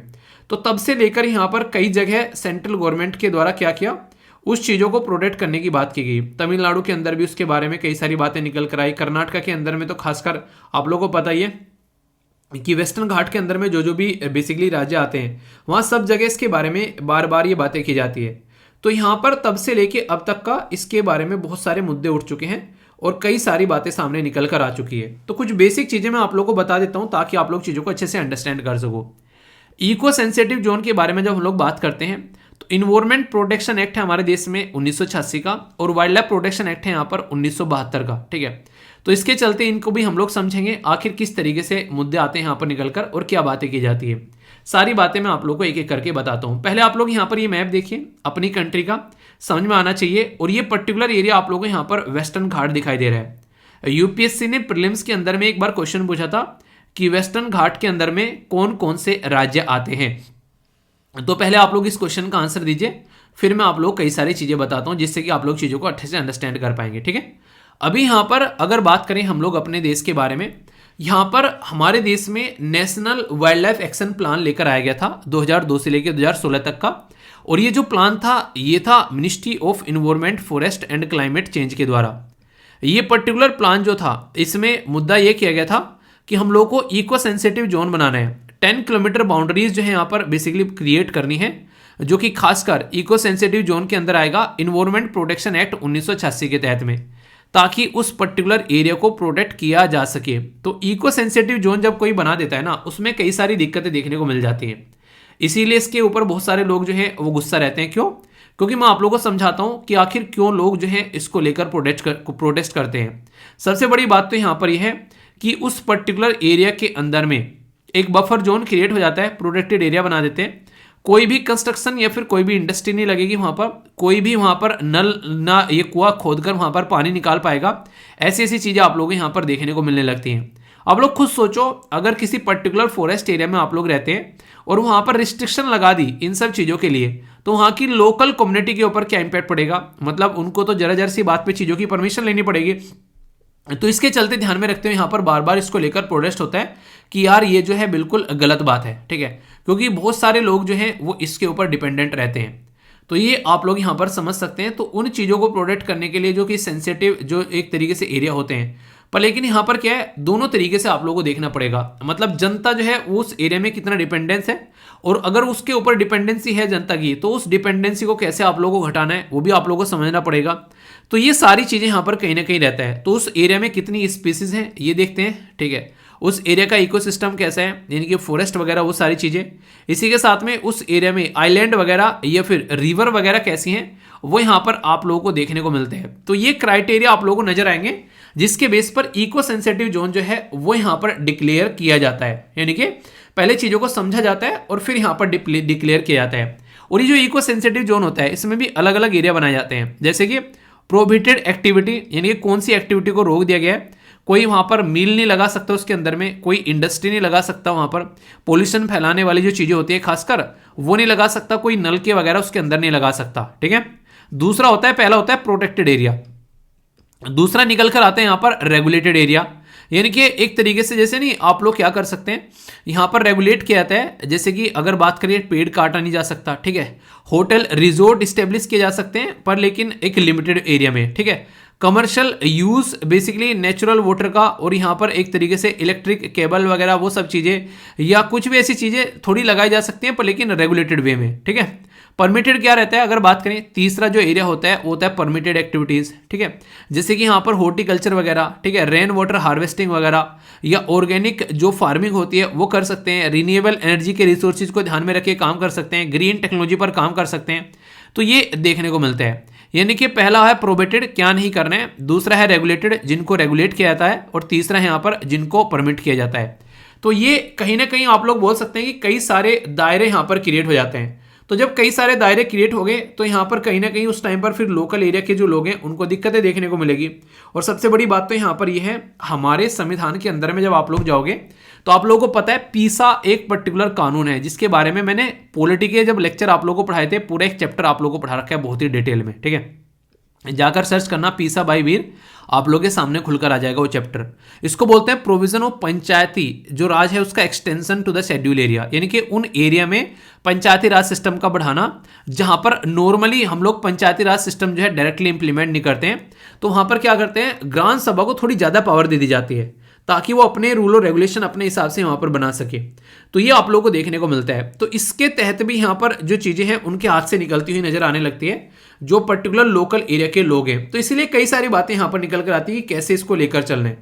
मिनिमाइज किया जाता है डेवलपमेंट एक्टिविटीज को, ये भी जैसे मैंने बताया इन सीटू कंजर्वेशन के ऊपर फोकस किया जाता है। ये काफी अच्छा शब्द है। अगर किसी पक्षी पशु को बाहर निकालकर हम लोग उसको प्रोटेक्ट करने, मान लीजिए चिड़ियाघर में ले गए, जू में, एक तो वो हो गया, और बाकी उसी के जंगल में उसको प्रोटेक्शन प्रोवाइड करा दे तो कैसा रहेगा, तो वो होता है एक्स-सीटू। अगर निकाल के बाहर लेकर आ रहे हैं पर उसी एरिया में उसको प्रोटेक्शन प्रोवाइड करा रहे हैं, उसको बोलते हैं इन सीटू कंजर्वेशन। तो ये क्वेश्चन भी अलग अलग पूछा जाता है। इंसान जो है मैन एनिमल कॉन्फ्लिक्ट यहाँ पर होता है काफी ज्यादा, तो वो भी रोका जा सकता है। जब यहाँ पर कम इंसान जाएंगे तो अपनी जिंदगी जो जानवर है अपने अच्छे से एंजॉय कर पाएंगे। और नेगेटिव इंपैक्ट जो पड़ता है, उनके रहने की जगह, खाने की जगह, उनकी जिंदगी एंजॉय करने की जगह हम लोग छीन लेते हैं, तो वो भी कहीं ना कहीं हम लोग साइड में कर पाएंगे। तो प्रोहिबिटेड, रेगुलेटेड और परमिटेड एरिया, इस तरीके से आप लोग यहाँ पर समझ सकते हैं, ठीक है।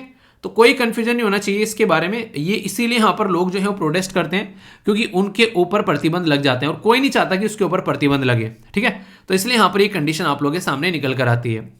यहां से क्वेश्चन पूछे आते हैं। जी हाँ, 2012 में यूपीएससी ने क्वेश्चन पूछा, आप लोग देखिए यहाँ पर बोला जा रहा है कि in which one among the following category of the जो प्रोटेक्टेड एरिया है इन द इंडिया आर, एक तरीके से local people are not allowed to collect and use the biomass, यानी कि वहाँ से जो भी बायोमास यानी कि जो अपना चीज़ें इकट्ठी करते हैं वो नहीं अलाउड किए जाते हैं। कहाँ पर नहीं किए जाते हैं? Biosphere reserve, national park, wetland declare under the Ramsar conservation या फिर वाइल्ड लाइफ सेंचुरी। सही आंसर क्या है आप लोग यहाँ पर ये बताना है, A B C F D. तो अटेम्प्ट करो वीडियो को पॉज करके। सही आंसर क्या है? वो है बी, यानी कि नेशनल पार्क। नेशनल पार्क जो यहाँ पर आप लोग नाम भी समझ सकते हैं, नेशनल यानी कि सेंट्रल गवर्नमेंट के अंदर में होता है और लोकल लोगों को यहाँ पर चीज़ों को कलेक्ट करने से रोका जाता है। तो ये काफ़ी इंटरेस्टिंग क्वेश्चन है आप लोगों के सामने, ठीक है। एक और क्वेश्चन है बड़ा प्यारा यहाँ पर, अगर आप लोग इसको देखेंगे ध्यान से, इको सेंसिटिव जोन के बारे में। तो इसके बारे में बात की जा रही है कि सिग्निफिकेंस क्या है इको सेंसिटिव जोन का। तो मिनिमाइज करता है इंपैक्ट ऑफ अर्बनाइजेशन, यानी कि अर्बनाइजेशन जो बढ़ रहा है उसका इंपैक्ट कम करता है। मैन और एनिमल कॉन्फ्लिक्ट को यहाँ पर ये रोकता है। नेगेटिव इंपैक्ट जो है फ्रजाइल इकोसिस्टम पर रोकता है और एक्सीटू कंजर्वेशन का यहाँ पर काम करता है। करेक्ट आंसर क्या है? ए में बोला गया 1 and 2, बी में बोला गया 2 and 3, सी में बोला गया 1 and 3 एंड डी में बोला गया ऑल ऑफ द अबव। तो अगर यहाँ पर आप लोगों से क्वेश्चन का आंसर पूछा है तो आप लोग क्या दोगे? ठीक है, आंसर क्या हो गया? करेक्ट पूछा गया यहाँ पर। अभी मैंने क्या बोला? इन सीटू बोला था, ना कि एक्स सीटू। तो ये याद रखिएगा यहाँ पर, यानी कि जहाँ पर है उसी एरिया में प्रोटेक्शन प्रोवाइड कराने के बारे में बात की जा रही है। तो आंसर यहाँ पर ए हो गया, ठीक है। तो एक क्या क्या सिग्निफिकेंस है यहाँ पर, वो सारी बातें हैं। और इन सीटू यानी कि जहाँ पर है वहीं पर ही उसको प्रोटेक्ट करना है, उनके नेचुरल एरिया में, ना कि उनको बाहर ले जाना है। तो ये काफी इंपॉर्टेंट हो जाते हैं यहाँ पर। ओके, थोड़ा सा डीप क्वेश्चन है पर इंपॉर्टेंट क्वेश्चन है और यूपीएससी के लेवल का क्वेश्चन है, यानी कि अच्छे लेवल का क्वेश्चन है।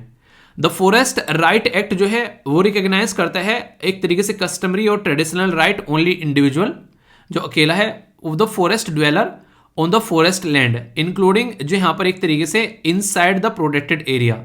दूसरा बोला गया प्रोविजन ऑफ द पंचायती जो यहाँ पर extension of the schedule area act है 1996 का, इंपावर करता है यहाँ पर जो गवर्नमेंट है, बेसिकली ग्राम जो गवर्नमेंट है या फिर ग्राम आप लोग एक सभा, बेसिकली ग्राम सभा आप लोग बोल सकते हैं, कि सेफगार्ड करें यहाँ पर कम्युनिटी जो एक तरीके से रिसोर्सेज हैं उसके फॉरेस्ट और रिवेन्यू लैंड शेड्यूल एरिया के अंदर में। करेक्ट आंसर क्या है?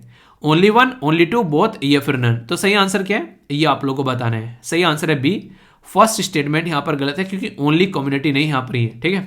यहाँ पर ये कलेक्टिव और इंडिविजुअल दोनों के लिए है, यानी कि ओनली इंडिविजुअल के लिए नहीं है यहाँ पर ये, ठीक है। तो यहाँ से आप लोग समझ सकते हैं।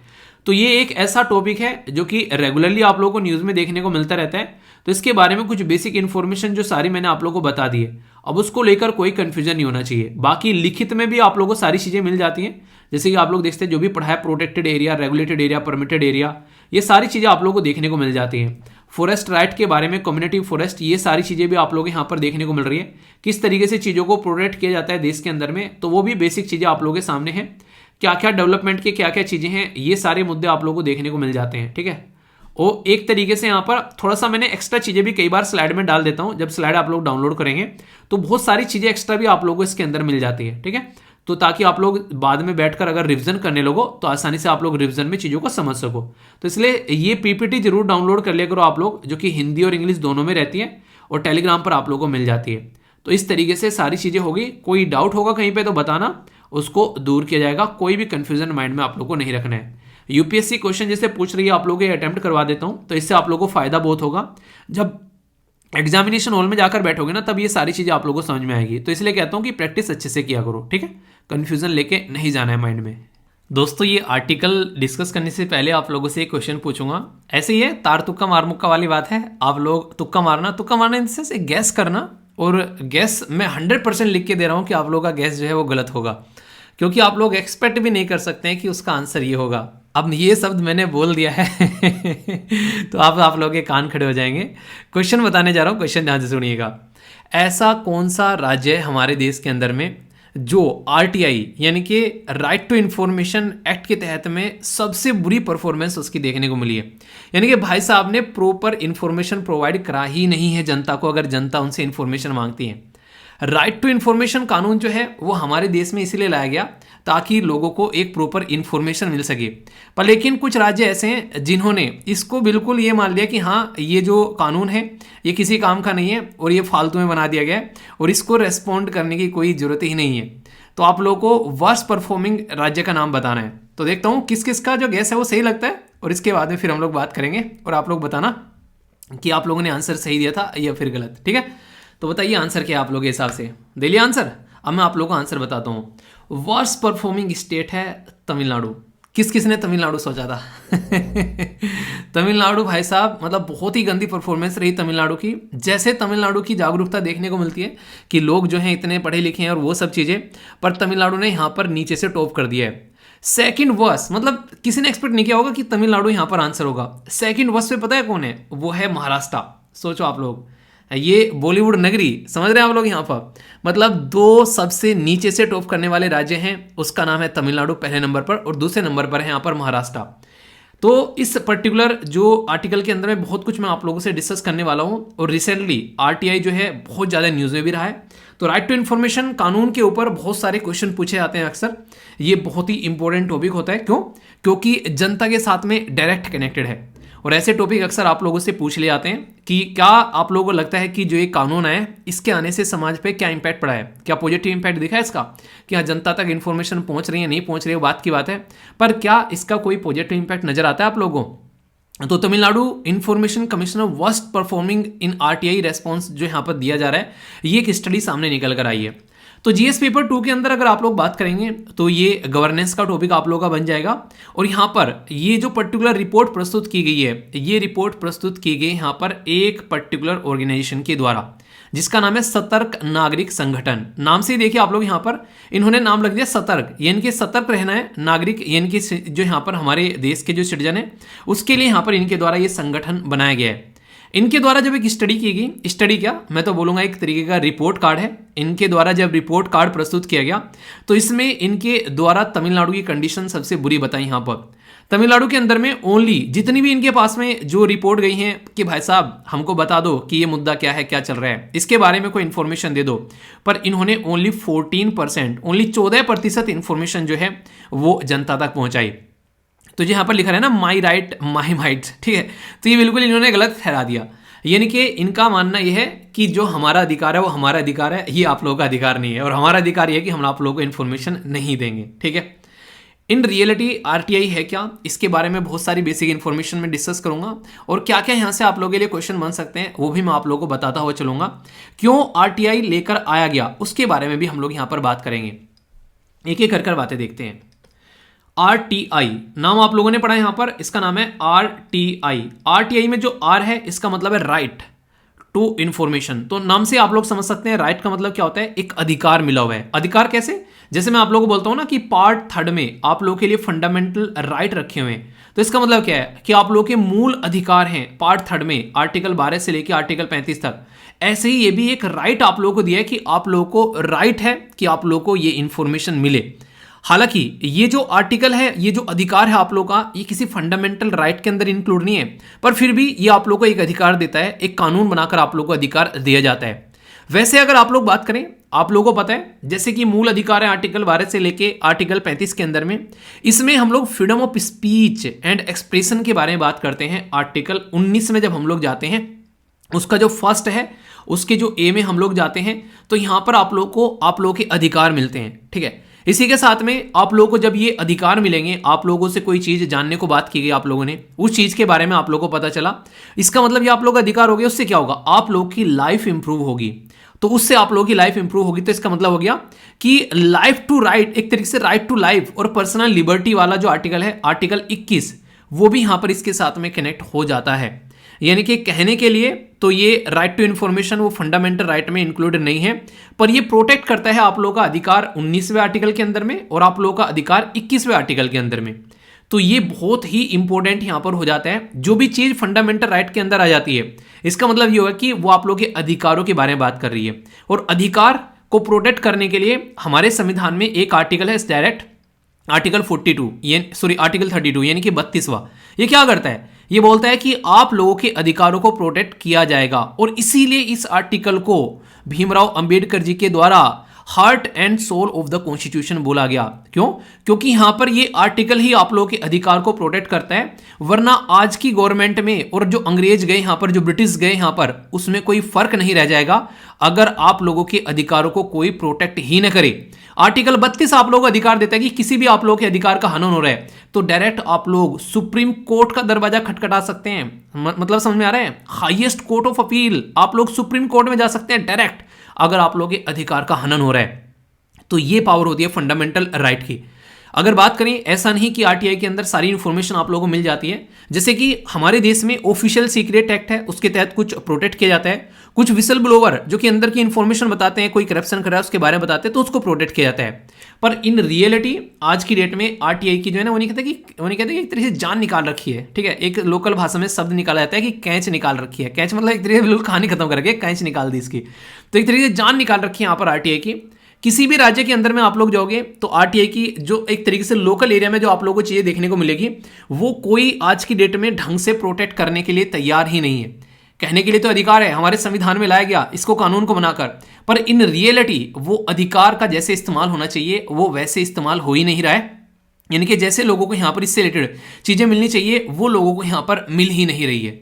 तो कुछ बेसिक चीजें मैं आप लोगों को यहाँ पर बताऊंगा जिससे आप लोग कई सारी चीजें जो हैं वो अंडरस्टैंड कर पाओगे, और फिर कुछ और बातें मैं आप लोगों से डिस्कस करूंगा इसी तरीके से, ताकि पॉइंट आप लोगों के माइंड में क्लियर होते चले जाए। जैसे कि राइट टू इंफॉर्मेशन एक्ट, इसका मतलब क्या है? इसका मतलब सीधा सीधा ये है कि जनता को गवर्नमेंट को इंफॉर्मेशन देनी चाहिए थी, पर लेकिन जनता को गवर्नमेंट इंफॉर्मेशन देती नहीं है, तो जनता को आकर मांगनी पड़ती है इंफॉर्मेशन की, भाई साहब बता दो कि ये क्या चल रहा है। किसी वैकेंसी के बारे में पूछ लिया कि हाँ ये क्या चल रहा है, उसके बारे में बता रहे हैं, ठीक है, तो उनको पूछनी पड़ रही है जा जाकर, जबकि ये एक ड्यूटी है गवर्नमेंट की कि वो जनता को अवेयर रखे इन चीजों के बारे में।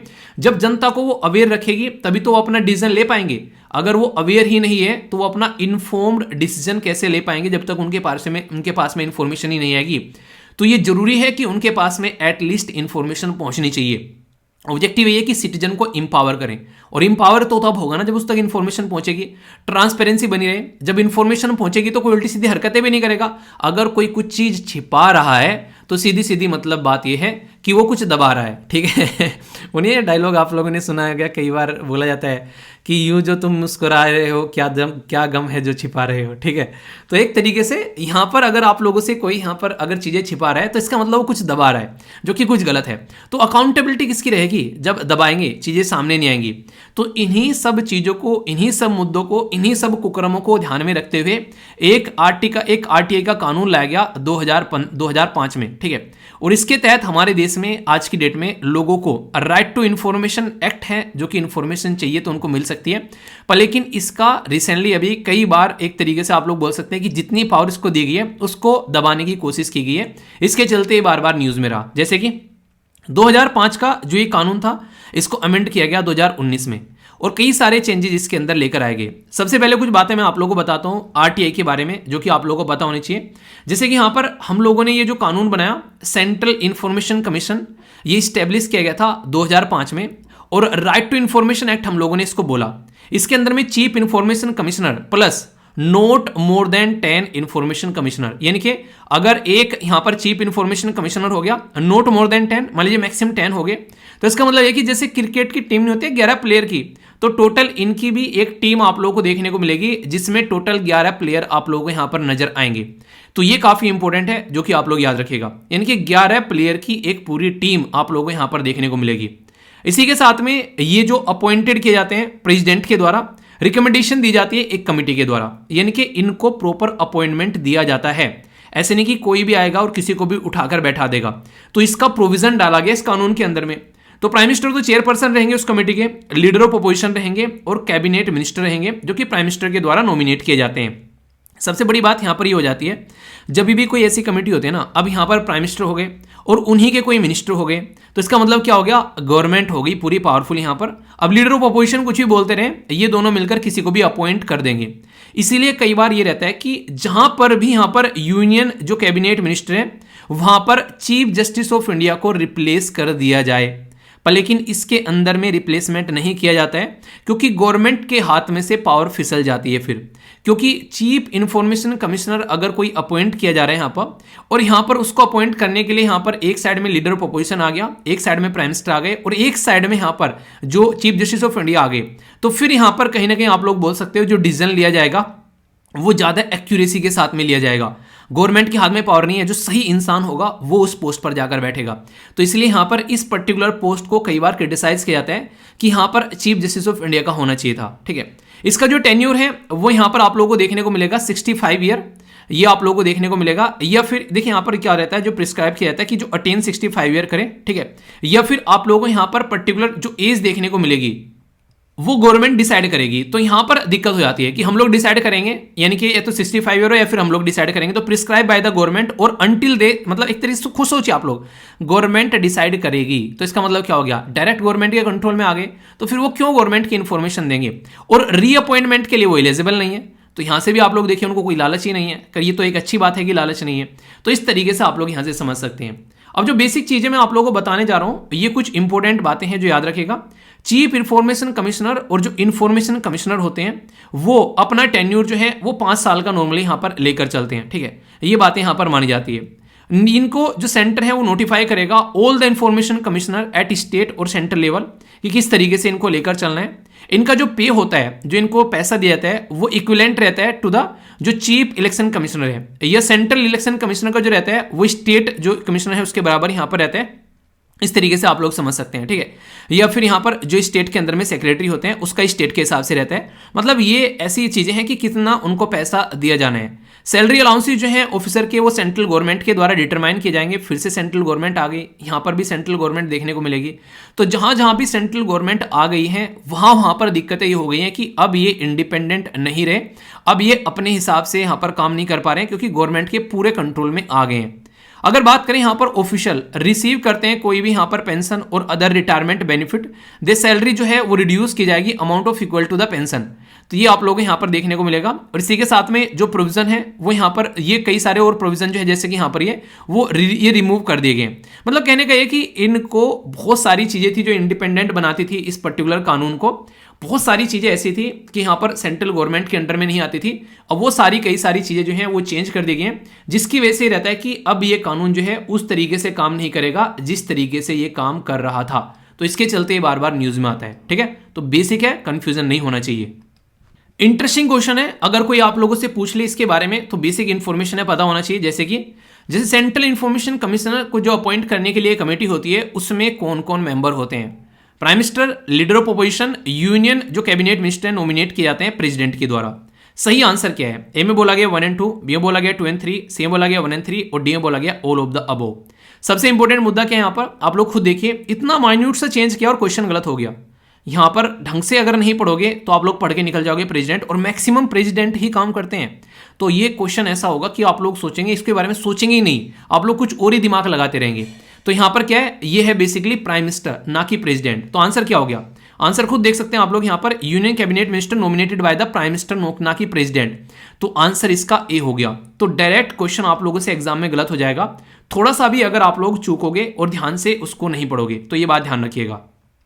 एक और प्यारा सा क्वेश्चन, सेंट्रल इंफॉर्मेशन कमीशन जो है वो एक स्टैट्यूटरी बॉडी है।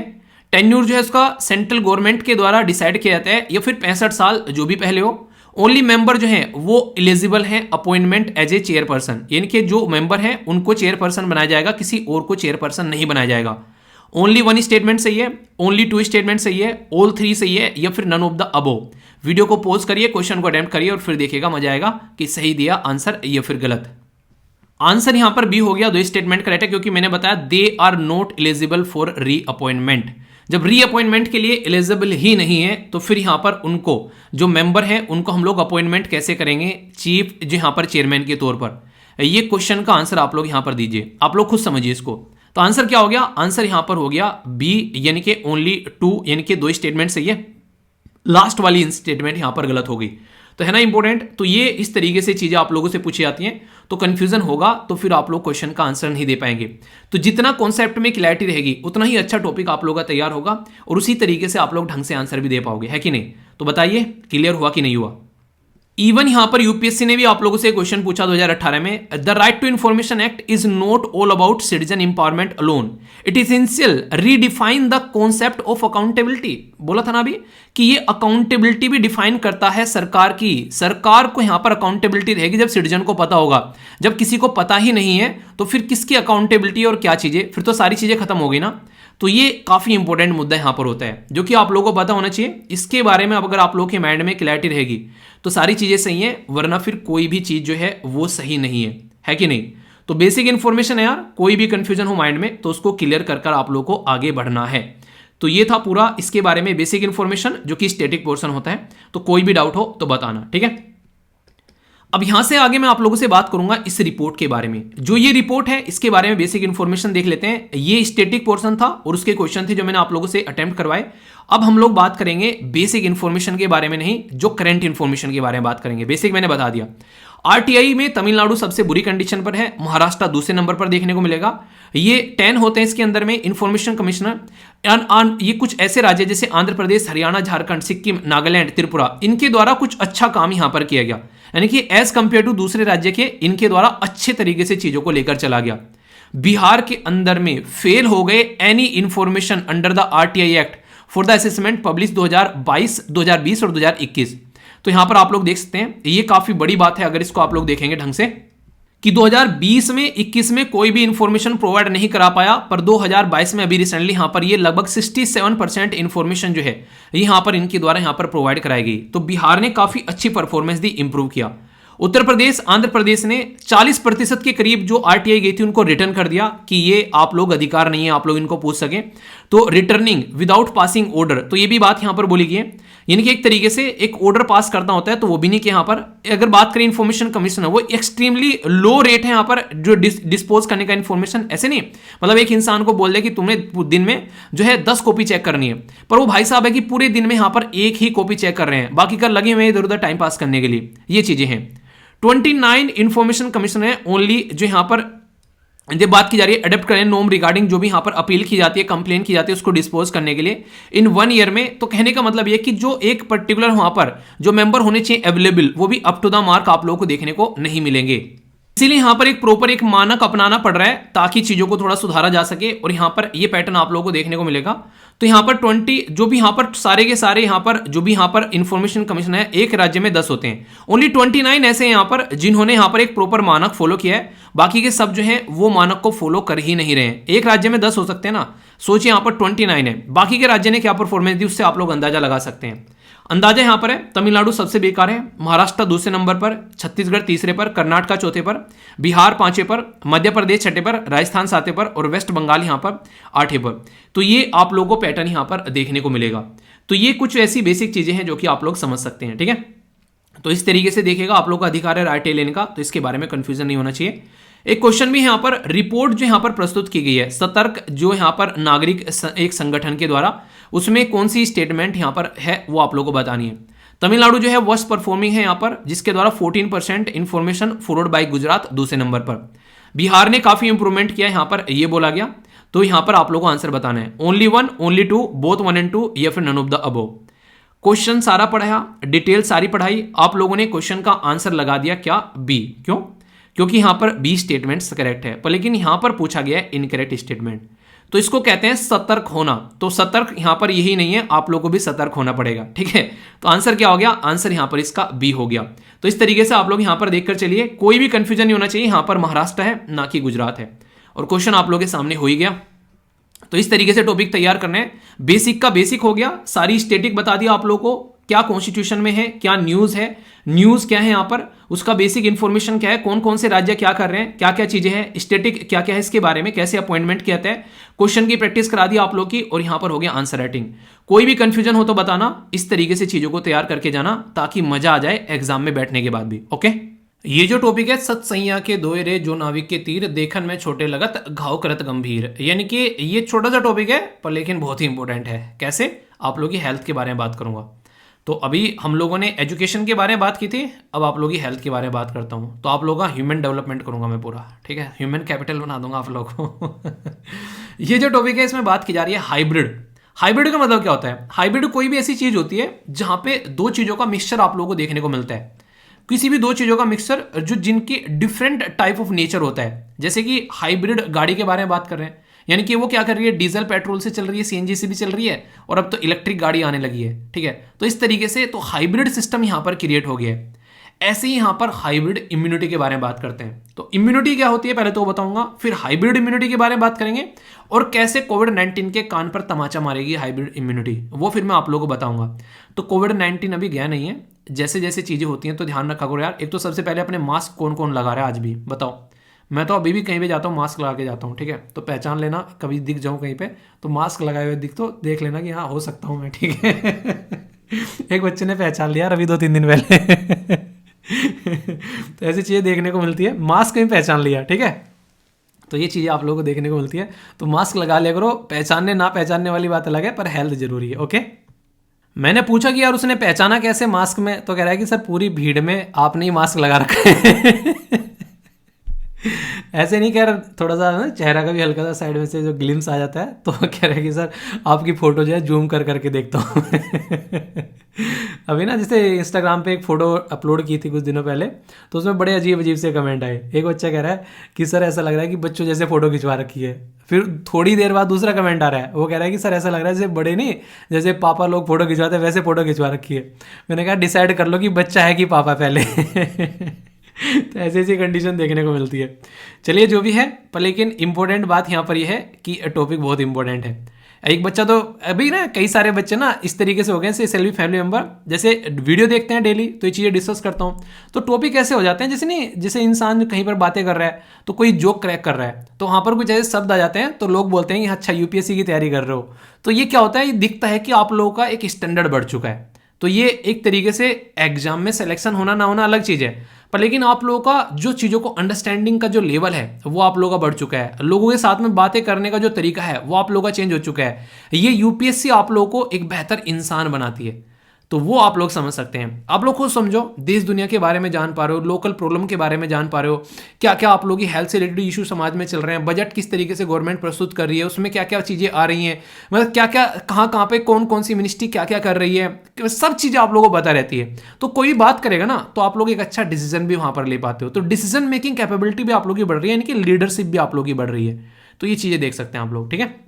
बात करें यहाँ पर, ये बेसिकली एक पर्टिकुलर जर्नल है, यानी कि एक तरीका न्यूज़पेपर आप लोग बोल सकते हैं। तो यहाँ पर जिसका नाम है लैंसेट, ठीक है, इसके द्वारा बताया गया है हाइब्रिड बेसिकली इम्यूनिटी के बारे में, कि hybrid immunity better protection provide करा सकती है सीवियर कोविड-19 बीमारी के खिलाफ में। यानी कि जो खतरनाक लेवल का कोविड-19 है ना, जो सर पे टूटते नहीं पड़े तो बस लेकिन इंसान को ले डूबे, उस वाले के खिलाफ में यहाँ पर ये आप लोगों को सपोर्ट प्रोवाइड कराएगी। तो ये काफ़ी इंपॉर्टेंट है, इसको मैं आप लोगों को पहले समझाता हूँ कि बेसिकली है क्या, थोड़ा ध्यान से सुनिएगा। जैसे आप लोगों की बॉडी होती है, वो एक नेचुरल इम्यूनिटी होती है उसके अंदर में, मतलब एक क्षमता होती है रोगों के साथ में लड़ने की। कोई भी बाहर से आप लोगों की बॉडी में बीमारी आती है ना, तो जो आप लोग की बॉडी होती है वो उसको रिबेल करती है उसके साथ में कि तुझे बॉडी के अंदर नहीं घुसने देंगे, घुस के दिखा दो, ठीक है। पर लेकिन कई बार क्या होता है, हम लोग अपनी जिंदगी में इम्यूनिटी को बर्बाद कर देते हैं। खासकर अगर बात करें तो हम लोग एक तरीके से जब बीमारी में होते हैं, बीड़ी सिगरेट दारू ये सारी चीजें होती हैं, हमारी इनएक्टिविटी जो होती है कई सारी, आप लोगों ने देखा हो कोई बीमार ऑलरेडी इंसान है ना, उसकी बॉडी में और 2-3 बीमारी घुस जाती हैं, यानी कि इम्यूनिटी डाउन हो चुकी है। तो जो नेचुरल इम्यूनिटी है वो भी पावर रखती है किसी भी बीमारी के साथ में लड़ने के लिए। तो इसीलिए आज मान लीजिए कोई इंसान है, हष्ट पुष्ट है, उसको कोविड-19 आया, उसके सर पे चढ़ा, पर लेकिन कुछ दिनों बाद हार कर चला गया। अब वो इंसान जो कोविड-19 को नेचुरली हरा चुका है ऑलरेडी अपने आप, उसने बिना दवाई लिए हुए, बिना वैक्सीन लिए हुए, अब वो इंसान अगर वैक्सीन लेता है तो भाई साहब उसकी बॉडी में जो है डबल प्रोटेक्शन आ जाएगी, ठीक है। तो वो आयरन मैन बन जाएगा, यानी कि कोविड-19 इन्फेक्शन को हरा चुका है, प्लस वैक्सीनेशन वो ले चुका है। अब बिना वैक्सीनेशन के हरा दिया, वैक्सीनेशन ले लिया। ऐसा इंसान अगर कोई है ना, तो वो हाइब्रिड इम्यूनिटी में आ चुका है। तो हाइब्रिड इम्यूनिटी जो है वो कोरोना वायरस की जो कई सारी स्ट्रेन है, यानी कि कोरोना वायरस के जो कई सारे छोटे छोटे बच्चे हैं जो कि आज के दिन में आतंक मचा रहे हैं, जैसे बंदर के बच्चे आतंक मचाते हैं, तो उनके साथ में लड़ने में ये इसकी ज्यादा क्षमता आप लोगों को देखने को मिलेगी, ठीक है। तो एक तरीके से वर्ड भी यूज किया जा रहा है, भाई साहब सुपर ह्यूमन बना दिया उसको। इम्यूनिटी इतनी हो जाएगी कि कोविड-19 के तगड़े इन्फेक्शन के साथ में भी वहां पर वो लड़ता हुआ आप लोगों को यहाँ पर नजर आएगा, ठीक है। ऐसा आप लोग समझ सकते हैं। तो हाई लेवल की आप लोगों को यहाँ पर प्रोटेक्शन शील्ड मिल जाएगी, इसलिए बोला मैंने कि आयरन मैन यहाँ पर बन गया वो, ठीक है। तो ये आयरन मैन वाली चीजें यहाँ पर आप लोगों के सामने आ जाती हैं। तो ये एक काफी अच्छा तरीका है, इसलिए। और ये कहां से आएगी अगर मैं आप लोगों को बोलूं, इसके बारे में एक बात आप लोग हमेशा ध्यान रखिएगा। जब भी ये सारी चीज आती है ना, इसमें सबसे बड़ी बात आती है आप लोगों की हेल्थ। अगर आप लोग डेली प्रॉपर सिस्टमेटिक वे में अच्छे से एक्सरसाइज कर रहे हो, टाइम से सो रहे हो और टाइम से उठ रहे हो, आप लोग अच्छी डाइट ले रहे हो, जैसे नहीं बैलेंस डाइट, जैसे आप लोगों का लेक्चर बैलेंस डाइट होता है, ऐसे आप लोग बैलेंस डाइट ले रहे हो, तो कहने का मतलब यह है कि आप लोगों को किसी और चीज की जरूरत ही नहीं है, आप लोग ऑलरेडी अपने लिए ऐसी प्रोटेक्शन जो है वो प्रोवाइड करा चुके हो। तो इस तरीके से आप लोग समझ सकते हो, ठीक है। तो यहां पर एक तरीके से ये चीज आप लोग ध्यान रखिएगा। इस पर्टिकुलर रिपोर्ट ने बहुत सारी चीजें बताई कि किस तरीके से जो हाइब्रिड इम्यूनिटी है वो यहां पर काम कर रही है, कैसे नेचुरली बिना वैक्सीन के भी अगर इंसान ठीक हो रहा है, वो वाली चीज यहां पर बता रखी है। फुल्ली डोज अगर कोई ले रहा है फिर उस पर एक अलग इंपैक्ट, किस किस ने अपने सारे डोज ले लिए हैं आप लोग ये बताइए। अभी बूस्टर डोज की भी बात चल रही है, तो सोचो यहां पर एक इंसान वो है जो कि एक तरीके से कोई भी दवाई लेकर नहीं आया, ठीक है, पर फिर भी बीमारी से उसका शरीर लड़ रहा है, तो कितना स्ट्रांग है। अब उसको वैक्सीन दे दी, अब वो डबल शील्ड हो गया, बूस्टर डोज भी मिल गया भाई को, अब समझो क्या हो गया हो कोरोना तो बोलेगा आयरन मैन आ गया मेरे सामने, वो वाली बातें आप लोगों को देखने को मिलेगी। और कहीं ना कहीं आप लोग ये देखिए, जब आप लोगों की इम्यूनिटी इतनी तकड़ी हो जाती है ना, तो जब कोई भी बीमारी आती है, कोरोना की बात नहीं कर रहा हूं, अब दूसरी भी बीमारी जो है वो आप लोग अच्छे से उसके साथ में लड़ पाते हैं। पर लेकिन अगर कोई ऑलरेडी बीमार है, उसकी इम्यूनिटी के बारे में अगर बात करेंगे तो कहीं ना कहीं उसकी इम्यूनिटी बेकार हो चुकी है, अब कोई छोटी से छोटी बीमारी भी आएगी ना, वो भी उसको चपेट में ले जाएगी। यही दिक्कत थी कोविड-19 के टाइम पर, इतने सारे लोगों की डेथ हुई, मैक्सिमम वो लोग थे जो किसी न किसी बीमारी का शिकार थे। आप लोग ध्यान से देखिएगा अपने आसपास भी, जो भी कोई यहां पर जिसकी डेथ हुई ना, वो किसी न किसी बेसिकली इस तरीके की प्रॉब्लम का शिकार थे। ये कंडीशन आप लोग यहां पर समझ सकते हैं। इसी के ऊपर यूपीएससी ने 2022 में आप लोगों से क्वेश्चन तक पूछ लिया, आप लोग यहां पर ही देखिए। अच्छा, कौन कौन यहां पर जो न्यू ईयर का रिजोल्यूशन लेकर चला था, डेली एक्सरसाइज करनी है, कौन कौन उसको डेली फॉलो कर रहा है, पहले तो आप लोग ये बताइए। अपनी जिंदगी में अगर अपने शरीर का ध्यान नहीं रख पाओगे तो और किस चीज़ का ध्यान रख पाओगे। ये शरीर एक ऐसी चीज़ है जिंदगी में एक ही मिलेगा, मोबाइल, गाड़ी, घर, कपड़े, लैपटॉप, सारी चीज़ें चेंज कर सकते हो, पर ये शरीर ना एक ही मिलेगा। ये एक ऐसी गाड़ी है जो जिंदगी में एक बार ही खरीद सकते हो, खरीद क्या सकते हो, मिल गया, वो भी खरीदना तो अपने हाथ में ही नहीं है, नेचुरली मिल गया। अब इसको कितना मेंटेन कर पाते हो उससे डिपेंड करेगा कि आप लोग किस तरीके की चीज़ों को लेकर चल पाते हो, ठीक है। कोविड-19 के ऊपर कई सारे क्वेश्चन आए थे, मेंस के अंदर भी, प्रीलिम्स के अंदर भी। तो सीरम इंस्टीट्यूट के द्वारा जो यहाँ पर दवाइयाँ बनाई गई थी कोविड-19 के लिए, इसको कोविशील्ड बोला गया, mRNA प्लेटफॉर्म के थ्रू यहाँ पर बेसिकली इसको यूज करके बनाया गया था। स्पुतनिक 5 जो कि रसिया वाली दवाई थी, मैन्युफैक्चर की गई वेक्टर बेस्ड प्लेटफॉर्म के ऊपर। कोवी जो यहाँ पर कोवैक्सीन थी, ये इनएक्टिवेटेड पैथोजन बेस्ड वैक्सीन थी। इनके अलग अलग तरीके हैं जिसके बेस पर ये बनाई गई थी। तो इनके बेस पूछ लिए उन्होंने यहाँ पर किस किस बेस पर बनाई गई है। ए में बोला गया 1 and 2, बी में बोला गया 2 and 3, सी में बोला गया 1 and 3 एंड डी में बोला गया ऑल ऑफ द अबोव, यानी कि सारे के सारे पूछ लिए यहाँ पर, ठीक है। तो सही आंसर क्या है अगर आप लोग यहाँ पर बात करें तो याद रखिएगा, यहाँ पर जो ये दवाई बनाई गई थी ना, ये चाहे आप लोग कोविशील्ड के बारे में बात कर लीजिए, चाहे आप लोग यहाँ पर जो स्पुतनिक 5 के बारे में बात करें, तो वेक्टर बेस्ड पैथोजन का इस्तेमाल बेसिकली यहाँ पर यूज किया गया था, जिसके बेस पर ये बनाई गई थी। mRNA क्या था, ये मैसेंजर RNA बेसिकली इसको बोला गया था, तो इसके बेस पर ये दवाई नहीं बनाई गई थी, ठीक है।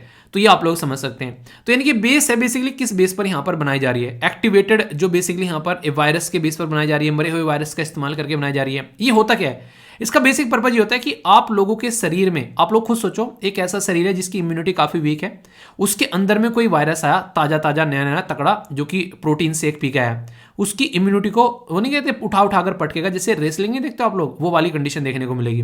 पर लेकिन एक ऐसा वायरस आया जो कि मरा है, दुबला है, उसको पोलियो हो रखा है वायरस को, ठीक है, वो बॉडी में है, इम्यूनिटी पटक पटक के मारेगी उसको।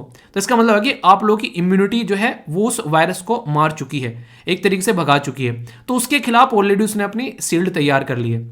तो एक तरीके से मरे हुए वायरस या फिर कोई भी इनएक्टिवेटेड जो वायरस है उसका इस्तेमाल किया जाता है दवाई को बनाने में। एक छोटा वायरस ही एक तरीके से आप लोगों की बॉडी में डाला जाता है, ताकि आप लोगों की बॉडी अगर कोई तकड़ा वायरस आता है उसके लिए अपनी इम्यूनिटी को तैयार कर सके। तो ये फंडा आप लोगों को यहां पर देखने को मिलेगा। कोई भी कंफ्यूजन इसको लेकर आप लोगों के माइंड में नहीं होना चाहिए। अगर हाँ, एक बात और मैं यहां पर बोलूं, आप लोग बिल्कुल ऐसे समझ सकते हैं, कोई घर में अगर आप लोगों का कोई घर है पर्टिकुलर, ठीक है, उसमें कोई चोर घुसा है, ठीक है, तो आप लोगों को पता रहेगा कि चोर कहां से आ रहा है घर में, किस तरीके का चोर आएगा घर में, ठीक है। अगर नेक्स्ट टाइम कोई आएगा तो क्या करोगे उसके साथ में, है आप लोग जानते हो, मुझे एक्सप्लेन करने की जरूरत नहीं है, बॉडी भी कुछ ऐसे ही करती है। कोई एक बार बॉडी में आ चुका है, छोटा मोटा चोर एक तरीके से घुस चुका है, अब दूसरी बार आएगा तो बॉडी उसको पटा पटा कर भटकेगी वहां पर। तो बिल्कुल ऐसे ही यहाँ पर ये, तो इसी बेस पर ये दवाइयाँ तैयार की जाती है। कहने के लिए दवाइयाँ हैं, मरा हुआ वायरस एक तरीके से कोई ऐसा चीज रहती है ताकि बॉडी अपने आप को तैयार कर सके, तो दवाइयाँ एक तरीके से वैसे बोला जाता है इनको, ठीक है। क्वेश्चन अगर आप लोगों से कोई पूछ ले हाइब्रिड इम्यूनिटी के बारे में, तो डायरेक्ट क्वेश्चन आप लोगों से यहाँ पर पूछा सकता है कि हाइब्रिड इम्यूनिटी जो है वो एक तरीका इन्फेक्शन है जो कि combination of the natural protection along with the immunity provide by the vaccine. ठीक है, वैक्सीन और मेडिसिन में डिफरेंस तो पता है ना। मेडिसिन क्या होता है, जब बीमारी हो जाती है उसके बाद में जो आप लोग दवाइयाँ लेते हैं उनको मेडिसिन बोलते हैं। पर वैक्सीन क्या होता है कि बीमारी हुई नहीं है, अभी होने की संभावना है, तो उससे बचने के लिए वैक्सीन ली जाती है। यानी कि वैक्सीन जो होती है वो प्रिवेंट यानी कि बीमारी से बचाने के लिए होती है, यानी कि प्रिवेंशन होती है। और मेडिसिन क्या होती है, वो बीमारी हो चुकी है उसका क्योर यानी कि इलाज कराने के लिए होती है। इसीलिए बोलते हैं prevention is better than cure, यानी कि मेडिसिन लेने से अच्छा है कि वैक्सीन ले लो। ठीक है, तो ये बात ध्यान रखिएगा। बोला गया कि यहां पर अपीयर होती है result stronger protection than the just infection और द वैक्सीनेशन अलोन, यानी कि या तो इन्फेक्शन हो या फिर वैक्सीनेशन अलोन हो, तो उसमें जो आप लोगों को प्रोटेक्शन मिलती है उससे ज्यादा प्रोटेक्शन आप लोगों को हाइब्रिड इम्यूनिटी में देखने को मिलेगी। तो ऐसा आप लोग बोल सकते हैं। तो 1, 2 बोथ या फिर नन। तो सही आंसर क्या है, तो सारी की सारी चीजें अभी एक्सप्लेन की है, तो वही सारी चीजें हैं, तो आंसर यहां पर सी हो गया। दोनों की दोनों स्टेटमेंट में है बिल्कुल करेक्ट है। ठीक है, तो इन्फेक्शन हो गया उससे रिकवर कर गए, फिर वैक्सीन ले ली, तो ये हाइब्रिड इम्यूनिटी बन गई। तो इस तरीके का टॉपिक है, प्यारा सा टॉपिक था, इंटरेस्टिंग टॉपिक था। तो क्वेश्चन पूछे डायरेक्ट आप लोगों से, तो क्वेश्चन तो चलो पूछे ना पूछे, हेल्थ का ध्यान रखो पहले। ठीक है, जब अपने आप को सही रखोगे तो क्वेश्चन तो अटेम्प्ट कर ही लोगे। उन्हें कहते हैं कि जान है तो जान है, तो ये बातें ध्यान रखिएगा। ठीक है दोस्तों, इंटरेस्टिंग क्वेश्चन होंगे आप लोगों के सामने। टोटल मिलाकर 6 क्वेश्चन होंगे, एक तो सी सेट का होगा और बाकी के आप लोग यहाँ पर जीएस के क्वेश्चन देखने को मिलेंगे करंट के। ठीक है, तो अटेम्प्ट करना अच्छे से, देखता हूं कौन कौन सही आंसर दे पाता है। कुछ क्वेश्चन ऐसे हैं जो ऑलरेडी डिस्कस भी कर चुका हूं टॉपिक, तो अच्छे से आप लोग अटेम्प्ट करो तो सही रहेगा। ठीक है, अभी हमारे देश में दुनिया का वर्ल्ड का लॉन्गेस्ट जो एक रिवर क्रूज देखने को मिला, उसका नाम क्या था? MV गंगा विलास, MV इंडो विलास, MVV जो गगनयान जो विमान, इसी के साथ में यहां पर उत्तरायण क्रूज। सही आंसर क्या था? ABCFD, ये आप लोग को बताना है। नेक्स्ट क्वेश्चन यहां पर, अभी एक राज्य के द्वारा 3x platform wind turbine generator जो है, जिसको WTG बोला गया, यानी कि हवा का टर्बाइन के बारे में बात की जा रही है, कहां पर इंस्टॉल किया गया? गुजरात, कर्नाटका, आसाम या फिर उड़ीसा के अंदर में? कुछ बेसिक इंफॉर्मेशन डिस्कस करूंगा।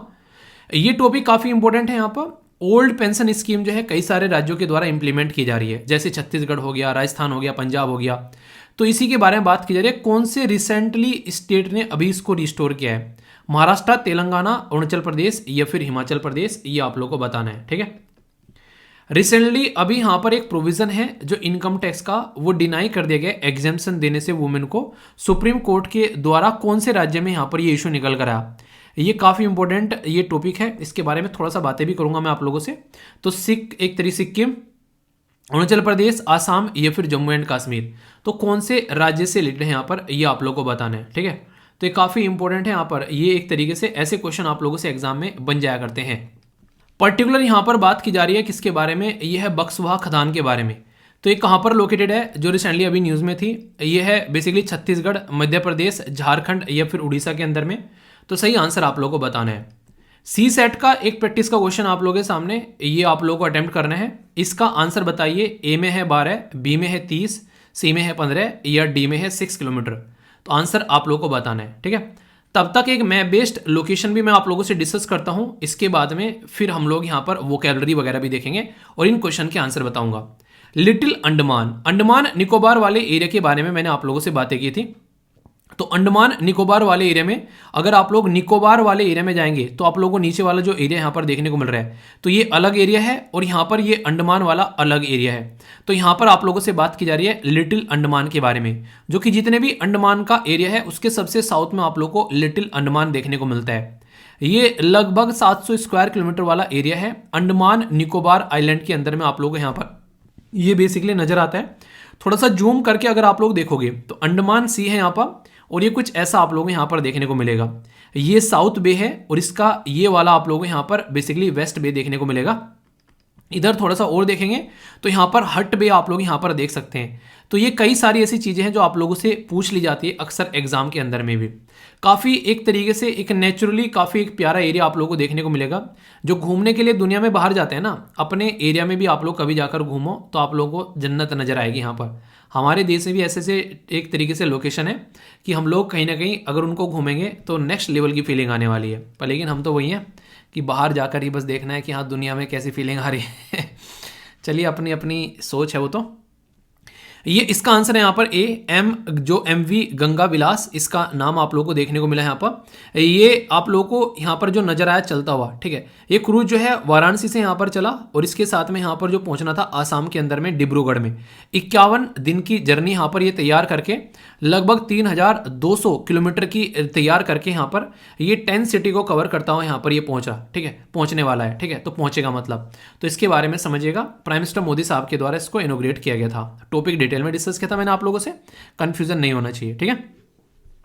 ये अभी यहाँ पर WTG यानी कि विंड टर्बाइन जनरेटर, ये कर्नाटक के अंदर में यहाँ पर अभी जो इनकी जो एक पर्टिकुलर कंपनी है जिसका नाम है यहाँ पर रिन्यू पावर, ठीक है, तो उसके द्वारा इंस्टॉल किया गया। तो कर्नाटक के अंदर में यहाँ पर विंड एनर्जी को यहाँ पर ये बेसिकली राउंड द क्लॉक यानी कि 24 घंटे यहाँ पर ये एक तरीका सपोर्ट प्रोवाइड कराएगा, जिसके चलते यहाँ पर अच्छे लेवल पर एक रिन्यूएबल एनर्जी देखने को मिलेगी और लगभग 1 मिलियन हाउस होल्ड यानी कि 10 लाख के करीब जो बेसिकली घर हैं उनको यहाँ पर सपोर्ट प्रोवाइड मिलाएगा एनुअली। तो काफ़ी बड़ा प्रोजेक्ट आप लोग यहाँ पर बोल सकते हैं।